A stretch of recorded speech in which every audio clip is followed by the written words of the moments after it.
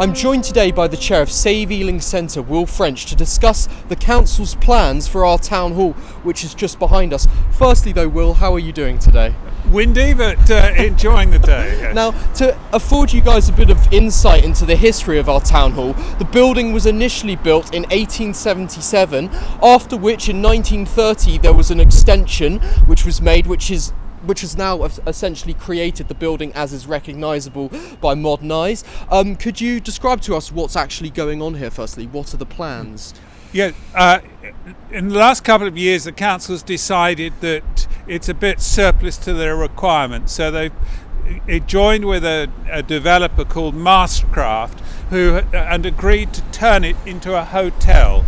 Under the deal they've done, they're going to leave this bit on the eastern end, which was where the council chamber and the marriage rooms are, and they will be retained by the council, and we'll keep on as using it as it is. The rest of the property, the rest of the town hall up to here, will be converted into a hotel and other ancillary types of activities and some housing, and that will be lost to the use of the community, which is what it's always been used for the past 100 years.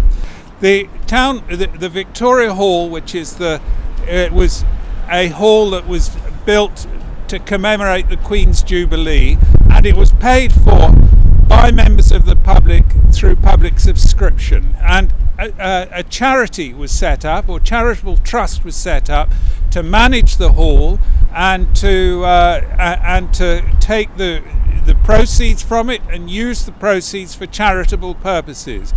And many of the members of Save Ealing Centre are concerned that the charitable purpose will be lost entirely once the hall is lost to Mastercraft, the developers.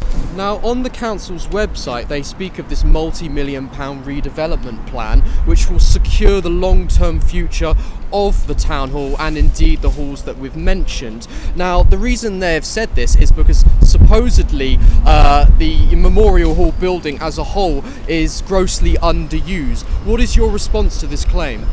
I don't think the Victoria Hall and the rooms underneath it are underused. What is underused are the old offices, which are used as committee rooms by the council. The function rooms are still highly popular and in a lot of demand. I think it's important to note that due to this trust, the part of the building that was, conceived due to public donations is in fact a separate legal entity to the rest of the building, meaning that the council does not have the same power over it, to control it, to change it as it so pleases. However, at the moment there is an ongoing consultation due to end on the 12th of this month, in which the council are trying to amend the wording of the trust so that they can do with this part of the building as they please. We've tried to contact the council beforehand on a number of issues. Overall, we've found that they've been fairly capricious in that sometimes they've been very quick to respond to us, and we've spoken to already a great councillor beforehand. In other circumstances, they've just not got back to us at all. Now, we've emailed the council leader, Julian Bell, beforehand. Unfortunately, he never responded to our initial request for an interview. We've emailed him subsequently on this particular matter. What do you expect will be his response when we put forth to him many of the qualms that you've raised today? I'm quite sure they will say, look, the council is under tremendous financial pressures. The government cuts have taken the money out of the council and they have to look for savings. And I actually have a huge amount of sympathy for that point of view. I really do. What we would say to Julian Bell in response, however, is that work with us, discuss with us. The trouble is with this sort of thing, it's all being done really in the quiet, behind closed doors. For those in our community who potentially, feel they want to have their voices heard on the matter, what would you suggest they do?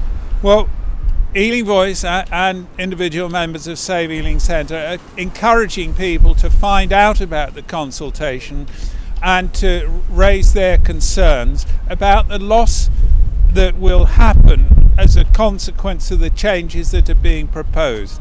If the council proceeds as it's planning to do, the benefits that are available from the trust will be lost forever. And anyone in the community who is worried about that, we would encourage them to object that the trust should not be changed because it's still valid as it is today. Well, thank you very much for that, Will. For more information on this subject matter, please look at the links in the video description below. You'll find links to Save Ealing Centre website, also to the relevant council pages. Otherwise, I'm James Challoner, and thank you for watching Exposure Box TV.